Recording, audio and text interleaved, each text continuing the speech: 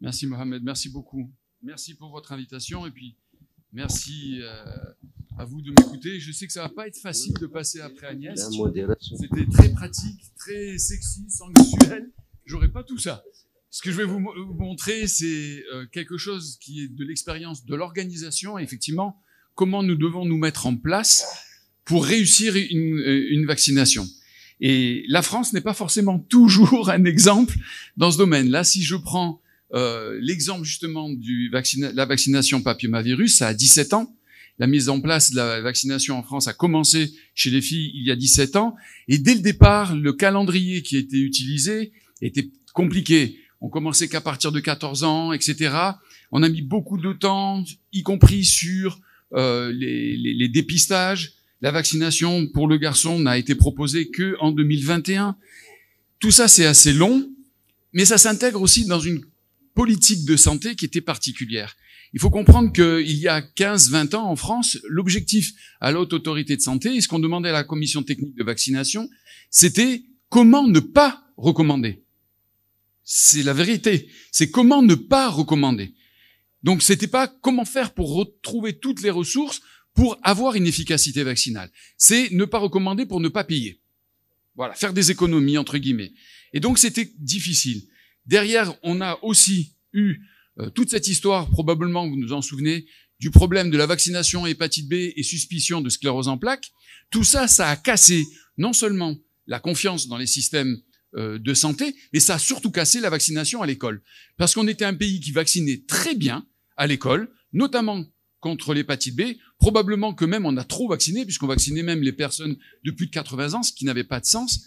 Mais du coup, du jour au lendemain, à l'époque de Monsieur Kouchner, tout a été interrompu en milieu scolaire. Et aujourd'hui, on continue de le payer. Alors, il y a des évolutions qui sont faites depuis 5 ans, il faut reconnaître ça, des changements auprès de l'HAS, la Haute Autorité de Santé, avec notamment la recommandation, comme je l'ai dit, auprès des garçons, et le remboursement, mais aussi l'extension des compétences vaccinales. C'est-à-dire qu'en France, aujourd'hui, les pharmaciens, les sages-femmes, les infirmières peuvent prescrire et vacciner. Il n'y a pas que les médecins qui sont amenés à vacciner. Donc, on a augmenté le champ des compétences. Et puis, il y a actuellement, et à partir du mois de juillet, il y aura des discussions sur l'extension du remboursement, la recommandation du remboursement au-delà de l'âge de 20 ans pour les garçons et les filles.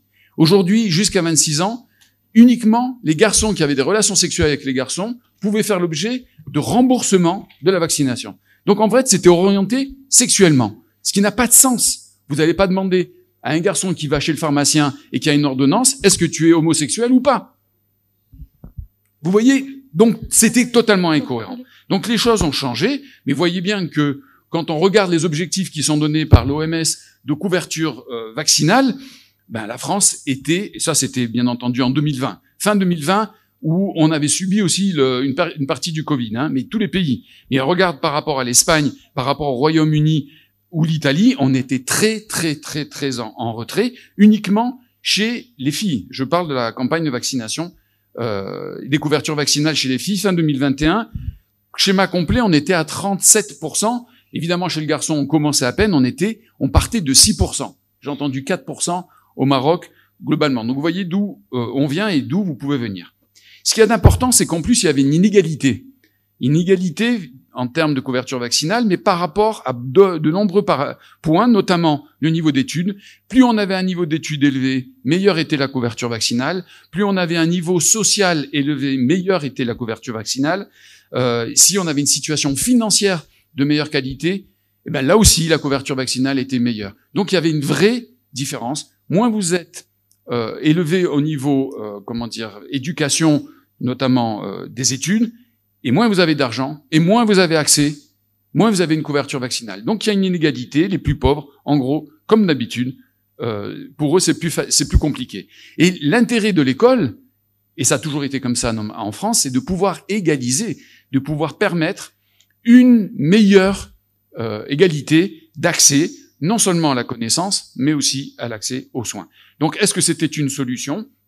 Mais on voit qu'on n'est pas les seuls, donc on a regardé un peu ce qui se passait en Europe, et en Europe, il y a des pays qui ont une stratégie de vaccination en milieu scolaire, d'autres qui étaient uniquement en milieu de santé, d'autres en bleu qui ont une approche mixte. Et ce qui a été démontré, c'est que tous ceux qui ont les taux de couverture vaccinaux les plus élevés, ce sont ceux qui avaient au minimum une vaccination en milieu scolaire, parfois associée à un système de soins à partir de rappels dans les centres de vaccination.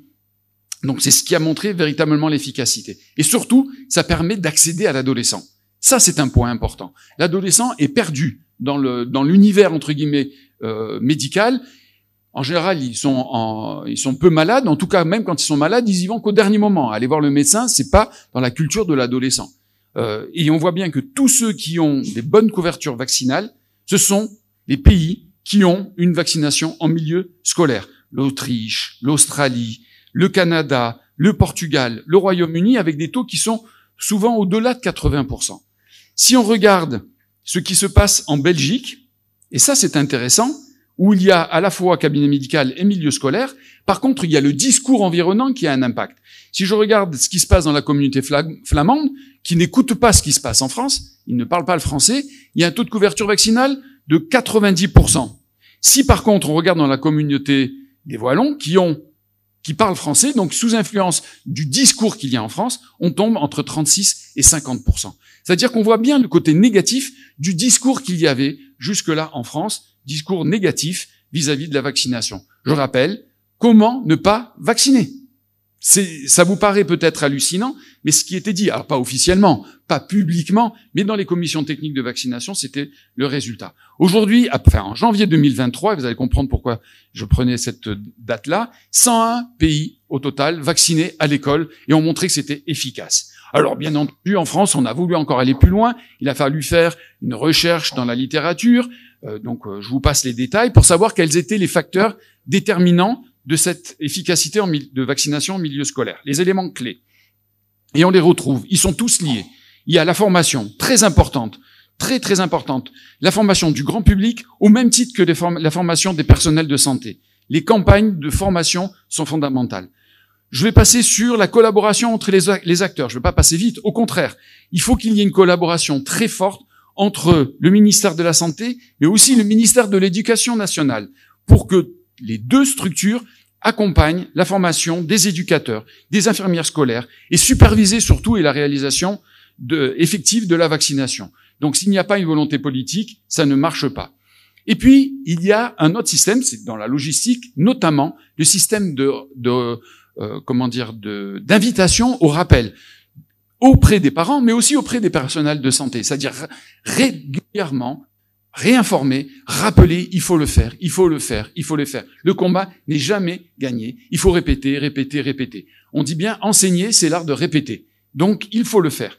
Et à la fin, on voit bien que ce qu'il y a d'important, c'est la simplification du processus d'accès à la vaccination, notamment par rapport à l'accord des parents, et j'y reviendrai un peu plus loin, sur ce qu'on appelle l'opt-in ou le opt-out, c'est-à-dire le consentement explicite ou alors le consentement par défaut. J'y reviendrai, c'est un point très important dans l'accès à la vaccination. Donc, tout le monde, là ce que je vais vous montrer rapidement, c'est l'expérience qu'il y a dans les autres pays, qui sont les résultats, que vous allez voir, je vous donne la solution avant, mais en gros de ce qu'il y avait dans la littérature. Les Anglais qui, eux, ont commencé beaucoup plus tôt que nous, parce qu'ils ont commencé à vacciner à l'école dès 2008, et vous allez voir qu'en fait, ça ne concentre pas uniquement sur le papillomavirus, puisque ça concerne tous les vaccins. Et dans ce système-là, les différentes institutions sont parfaitement solidaires, communiquent entre elles, maîtrisent le discours qu'il y a par rapport à cet ensemble de vaccins. Donc il y a une vraie culture de la prévention vaccinale au Royaume-Uni, avec au total une capacité de réponse de qualité auprès non seulement des personnels de santé, mais bien entendu auprès des parents. Et puis en parallèle, ils ont un système d'évaluation de leur mise en place de leurs outils qui est de qualité, avec quasiment en temps réel la possibilité de voir l'efficacité de du système qui a été mis en place. Et on voit quand même que même chez eux, ça reste fragile, en partant de très haut quand même. Quand vous regardez ici, le taux de couverture dans les années fin des années 2010 était de entre 85 et 88%, donc ce qui était très performant chez les garçons comme chez les filles. Le Covid a entraîné un ralentissement brutal. Pourquoi ? Parce qu'ils avaient fermé leurs écoles. Ils ont fermé les écoles beaucoup plus que ce qu'on a fermé en France. Et à partir de ce moment-là, il n'y a plus eu l'accès à la vaccination comme c'était organisé au préalable, et ça a chuté de près de 30 à 40 points, ce qui est énorme. Ils ont recommencé à réouvrir les écoles, reprendre leur système, et immédiatement, ça remonte. Ils n'ont pas récupéré fin 2021 leur niveau, en tout cas de publier, depuis les choses ont encore augmenté, mais ils ont quand même récupéré un système. Donc ça prouve que non seulement c'est efficace, mais que quand on le met plus en place pour des raisons X, notamment Covid, ça tombe, mais que dès qu'on le réactive, ça remarche de nouveau.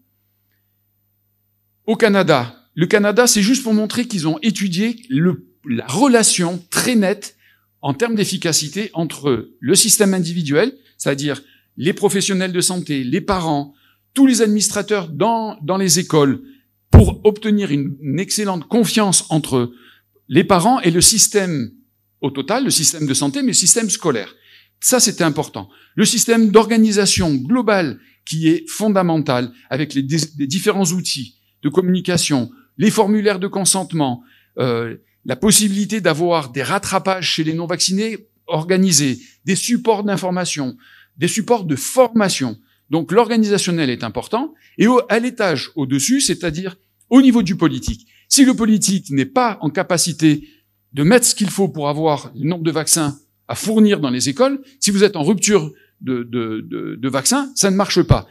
Et ce dont ils se sont rendus compte, c'est que le politique a un rôle aussi fondamental dans la surveillance des informations, de la désinformation. C'est ce que n'avait pas fait le Canada, c'est-à-dire les anti-vax, en gros les messages qui sont transmis, notamment par les réseaux sociaux. Pour autant, ils partaient de très très loin, et en faisant comme ça, ils ont montré que c'était efficace. Les trois structures doivent être reliées, chacun a un rôle fondamental pour gagner. En sachant qu'au Canada, c'est pas une décision politique nationale, puisqu'il y a les provinces, chaque province a sa propre organisation, ce qui vient compliquer un petit peu les choses. En Autriche, c'est juste pour dire que, alors eux, ils sont partis beaucoup plus loin, puisque la vaccination est même gratuite, entre 9 et 21 ans. Donc, dès l'âge de l'AMM, ils sont en capacité de proposer le vaccin Gardasil 9 valent. Et ils sont, comme les Anglais, ils sont passés à un schéma à 2 doses pour tout le monde, ce qui simplifie beaucoup de choses. Donc, eux aussi, ils ont bien identifié quels étaient les facteurs clés de succès, la surveillance, dans le cas du papillomavirus, l'importance du dépistage en même temps des virus, très important, cette complémentarité, et puis les messages qui étaient alignés entre le ministère de la Santé et les professionnels de santé. Il n'y avait pas deux discours. Au total, ça permet d'avoir une meilleure confiance dans le système de la part des parents. Et ils ont effectivement bien défini quels étaient les obstacles qui participaient à cette mise en œuvre. Et il y avait bien entendu, dans l'hésitation vaccinale, de nombreux facteurs qui étaient indépendants, entre guillemets, de l'organisationnel. Il y avait des freins religieux, il y avait la peur des événements indésirables, des comportements qui étaient d'emblée négatifs concernant la vaccination globale, les antivax. On va les résumer comme ça. Ils en avaient eux aussi. C'est là l'importance du repérage de toutes ces situations pour pouvoir les anticiper. Ils avaient aussi un système de santé, comme en France, qui a été en souffrance, qui s'est plus ou moins fragmenté par défaut de moyens et qui a fragilisé aussi cette mise en place.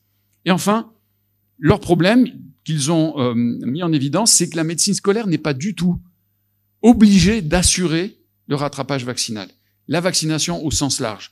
Ils sont pas obligés, et ça a été identifié comme étant un frein. Contrairement aux Anglais, comme je vous l'ai dit, au Royaume-Uni, où au niveau du système scolaire, ils ont la possibilité de vacciner pour l'ensemble des vaccins disponibles. La confiance du grand public. Les Danois ont fait un travail remarquable. Ils se sont rendus compte, après une campagne, une crise médiatique qui avait, dans les années 2017, très fortement impacté la couverture vaccinale par, justement, une crise de confiance vis-à-vis de ce vaccin. Et qu'est-ce qu'ils se sont rendus compte? Ils ont fait d'abord des études à large échelle pour montrer qu'il n'y avait pas d'événements indésirables graves, contrairement à tout ce qui traînait dans les différentes médias, de décès, de maladies auto-immunes, etc. Ils ont montré qu'il n'y avait absolument aucun problème. Ils se sont rendus compte aussi qu'il y avait un manque général de connaissances très important, non seulement de la population, mais aussi des personnels de santé concernant la maladie, c'est-à-dire les cancers induits par le papillomavirus, et ce qu'était aussi le vaccin. Donc, qu'est-ce qu'ils ont fait? Ils ont mis en place, de manière solidaire, c'est-à-dire entre les autorités de santé, les sociétés savantes, que ce soit la Société savante médicale, mais aussi la Société danoise du cancer, tout le monde s'est mis autour de la table pour avoir un discours commun, pour dire voilà ce que on a comme objectif à faire. Ils se sont investis sur les outils qui concernent aujourd'hui les jeunes, c'est-à-dire les sites web, les réseaux sociaux, et ils ont, troisième point très important, fait des témoignages, c'est-à-dire que ce qui touchait les gens, c'est des histoires personnelles, des individus, des familles, des mamans, des femmes qui disaient « j'ai subi un cancer du col, j'ai dû subir une hystérectomie alors qu'elle était jeune, etc., etc. » Les conséquences des colonisations sur la prématurité, etc., etc. Des témoignages directs. Et ça touche les gens directement, beaucoup plus que tous les chiffres que vous pouvez avoir de couverture vaccinale, etc. Ça n'intéresse pas les gens. Ce qui intéresse les gens, c'est ce qui les touche, eux, directement. Et en faisant ça, en une seule année, ils ont récupéré 30 000 jeunes filles qui se sont vaccinées, qui ont initié un schéma vaccinal en 2017, ce qui était 2 fois plus qu'en 2016. Donc au total, ils ont montré que lorsque tout le monde était solidaire, avait un discours commun, et qu'on mettait les outils en place, notamment de communication, et on pouvait récupérer de la confiance, entre guillemets. Alors en France, il y a eu plusieurs expérimentations. Vous allez voir qu'on n'a rien inventé. La seule chose, c'est qu'on a mis les outils ensemble. Donc il y a une première expérimentation qui a été faite par l'Agence régionale de santé du Grand Est. Donc c'est l'Est de la France, la Moselle, la Meuse, Bas-Rhin, Haut-Rhin, Vosges, pour ceux qui connaissent, avec des objectifs. C'était uniquement la couverture vaccinale chez les filles, améliorer le niveau de connaissance des personnels de santé, donc les formations, fournir au personnel de santé des outils pour lever l'hésitation vaccinale, les accompagner, notamment les outils d'entretien motivationnel, entre autres, évidemment, améliorer le niveau d'information des ados et de leurs parents, très important. Donc, on s'intéresse bien évidemment à la formation des patients et améliorer l'accès à la vaccination. Et donc, il y a eu plusieurs méthodes avec différents niveaux d'intervention auprès des adolescents, auprès des parents, notamment au niveau scolaire, auprès des personnels de santé, et donc des interventions qui avaient lieu essentiellement au milieu scolaire. Et vous voyez qu'au total, l'effet a été très intéressant en tout cas, même s'il n'est pas faramineux. C'est qu'en milieu scolaire, on voyait il y a 24 et 21% de jeunes qui ont été vaccinés en 2020-2021. C'était la période Covid, hein, n'oublions pas.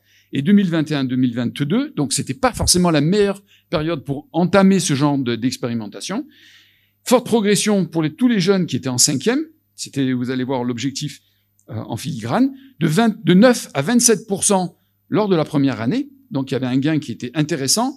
Quant à la deuxième année, il y en avait quand même un rattrapage. On est passé de 14 à 31%. Donc il y avait un effet qui s'est poursuivi l'année suivante. Et si on regarde uniquement sur le courrier d'information envoyé aux parents, il y avait un gain de 19%. Uniquement grâce au courrier. Donc au total, il y avait 43% des parents qui ont accepté la vaccination dès réception du courrier. Alors peut-être c'est une région où les gens sont plus cartésiens, plus respectueux, ils sont proches de l'Allemagne, donc il y a la règlement, c'est pas nous dans le sud, quoi. Vous voyez ce que je veux dire, sud-est de la France, on fait un peu ce qu'on veut, vous allez voir. Bon. Et en fait, ce qu'il y a d'intéressant, c'est qu'ils ont bien montré quels étaient les facteurs de réussite, le renforcement de l'information, les outils qu'il fallait mettre en place pour permettre de lever les freins, l'organisation importante au niveau de l'école et la présence d'une infirmière scolaire qui était en capacité de pouvoir parler directement avec les parents et les adolescents pour les rassurer, et puis, bien évidemment, le lien avec les familles transparent pour la mise en confiance. Bref, globalement, tout ce qui était déjà connu dans la littérature, dans les pays environnants. Je vais aller encore un peu plus loin, mais je vais pas rentrer dans des détails importants. C'est que ça a même fait l'objet d'un projet de recherche interventionnelle en santé. Coût 2 millions d'euros. 2 millions d'euros pour démontrer, dans le cadre du plan cancer, donc c'était financé par ça, qu'en faisant des formations dédiées auprès des parents, auprès des ados, auprès du personnel de santé, auprès des enseignants, etc., etc., en identifiant quels étaient les points qu'il fallait améliorer et en mettant en pratique, donc lors de cette phase expérimentale, il y a une phase d'analyse.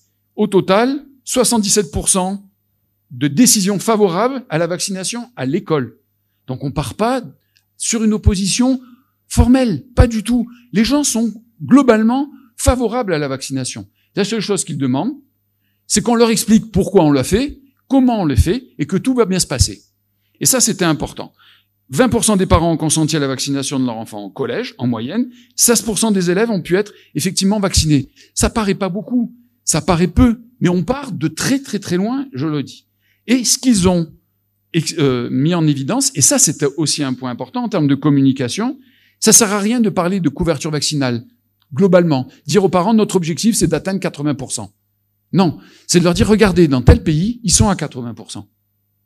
Eux, ils l'ont fait. Ça veut dire, ils ont la motivation, ils ont compris pourquoi il faut le faire, et que c'est faisable. Ne pas se dire, et ça c'est typiquement français, dire, ah non, nous on n'y arrivera pas. Combien de fois je l'ai entendu? C'est pas la peine de commencer, on n'y arrivera pas. On n'est pas capable. Dès le départ, on est défaitiste. Ça sert à rien de parler de balance bénéfice-risque. Vous faites ça, ça va vous permettre d'éviter les choses. Il y a les risques de ci, de là. Les parents, ils comprennent pas. Ils comprennent pas. Ils veulent savoir si je fais ça, contre quoi ça me protège. Des discours simples, des propos simples et positifs. 2 millions d'euros pour juste arriver à ça, quand même. Bon. Donc, globalement, ce qui a été juste en amont de la recommandation qui va être faite ensuite en France, c'était quoi? On constatait la connaissance limitée de la maladie, mais aussi des vaccins de la part des parents et des adolescents. Ils ne connaissent pas ce qu'est le cancer du col, le cancer autre que du col, chez la fille comme chez le garçon. Ils ne connaissent pas, ni les parents, ni leurs adolescents.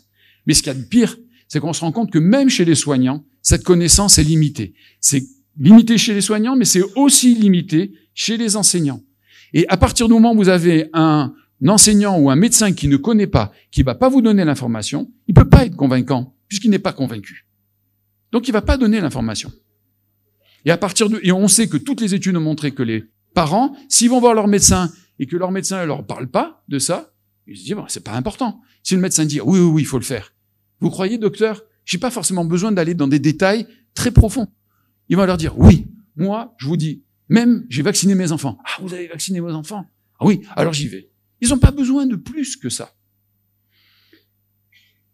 Les inquiétudes, c'est à prendre en considération. La douleur au point d'injection, on a affaire à des adolescents. On sait le risque, pour n'importe quel vaccin, lorsqu'on fait un vaccin chez un adolescent, le risque, c'est le malaise vagal. Il faut l'anticiper. On a eu un problème en France, à Nantes, d'un enfant qui était là, un adolescent, qui, 15 minutes après, boum, est tombé. Il a tapé la tête, mais il s'est fait un extradural. Rien à voir avec le vaccin directement, mais il s'est fait un extradural. Donc ça nécessite un environnement important. Tout ça pour lutter contre l'hésitation vaccinale, avec toutes les idées fausses qui circulent de partout, que les gens vont lire sur les réseaux sociaux. Et enfin, le dernier point, c'est le processus de consentement. Ça, c'est fondamental. Parce que il y a deux façons. Soit l'opt-in, comme je vous l'ai dit, c'est-à-dire le consentement est nécessaire pour la vaccination, mais l'opt-out, c'est-à-dire qu'on considère que le consentement est acquis, il faut que les parents, s'ils le refusent, fassent la démarche de dire « je refuse cette vaccination ». Et en fait, donc, il y a plusieurs phases. Soit je fais un consentement formel écrit, soit un consentement verbal, soit c'est le consentement implicite. Les parents sont au courant qu'il va y avoir des vaccinations, et s'ils n'expriment pas leur opposition, on considère que c'est acquis. Et en fait, c'est ça la méthode la plus facile. Le problème, c'est ce qui avait été recommandé, donc début 2023, le président de la République dit, et il surprend tout le monde, il dit, à partir de la rentrée, donc c'est pas pour l'année prochaine ou dans 2 ans, c'est en début d'année, pour la fin de l'année, il faut qu'on s'organise pour qu'on vaccine les enfants, tous, filles ou garçons, en 5e, avec les critères que je vous ai dit, ce qui était recommandé par l'HAS, des campagnes de sensibilisation, une formation de tout le monde, une meilleure collaboration entre les différents secteurs, des systèmes d'invitation et de rappel, je vous l'ai dit, les relances, c'est important. Préférez le système de refus écrit, opt-out, en disant, dès le départ, je ne veux pas, pas je veux. Je le dis au départ, je ne veux pas, si je ne m'exprime pas, c'est bon. Un front uni avec des messages communs que tout le monde doit tenir. Voilà ce qui a été mis en place. Au lieu de l'opt-in, de l'opt-out, c'est la opt-in. Tout a été accepté, sauf le consentement écrit des 2 parents. Et ça a été un frein important. Donc le résultat aujourd'hui, c'est mes 2 dernières diapositives, pour les enfants de 12 ans qui étaient la cible, eh ben ça a marché quand même. Même si tout le monde n'était pas content, parce qu'au départ, c'était 30%. On a gagné 17 points chez les filles, 15 points chez les garçons. Certes, c'était dans un... À droite, c'est pas les jeunes filles de 12 ans, mais c'est ceux de 15 ans. Il y avait déjà une progression d'augmentation. On est loin du taux recommandé par l'OMS, mais il y avait une progression de 4 points chaque année. Chez eux, ça a été de 17 et de 15 points. Donc, il y a une accélération. Et si on regarde au-delà même des enfants qui étaient en 5e, il y a eu un avantage, puisque même chez les jeunes filles de 15 ans et chez les garçons du même âge, en 1 ou 2 doses, on a vu une progression de 6 à 13 points dans les différentes catégories d'âge. Alors, il y a une variation en fonction des départements, des régions. C'est pas gagné. On voit bien que c'était que la première année. Il y a encore énormément de travail à faire. Mais globalement, ça a été démontré que ça marchait. Et surtout, ça a permis aux différentes institutions de se remettre à parler ensemble, ce qu'ils ne faisaient plus auparavant, alors qu'ils le faisaient, je vous ai dit, jusqu'à la vaccination contre l'hépatite B. Juste pour vous dire qu'il y a une étude en cours pour savoir comment les parents ont vécu cette campagne, et pour l'instant, bien évidemment, on n'a pas les résultats. Donc, en conclusion, oui, la vaccination en milieu scolaire, en France, c'est clair, c'est un levier pour accélérer l'élimination des cancers. C'est une mesure qui doit prendre tout l'ensemble des facteurs clés de la réussite. Ils sont différents, vous l'avez compris, et notamment la campagne d'information du grand public, au même titre que des personnels de santé, est à prendre en considération. Si vous n'avez pas l'ensemble de ces points, on n'y arrive pas. Et le meilleur exemple, c'est, je pense, ce qui s'est passé au Royaume-Uni. Je crois que c'est fini.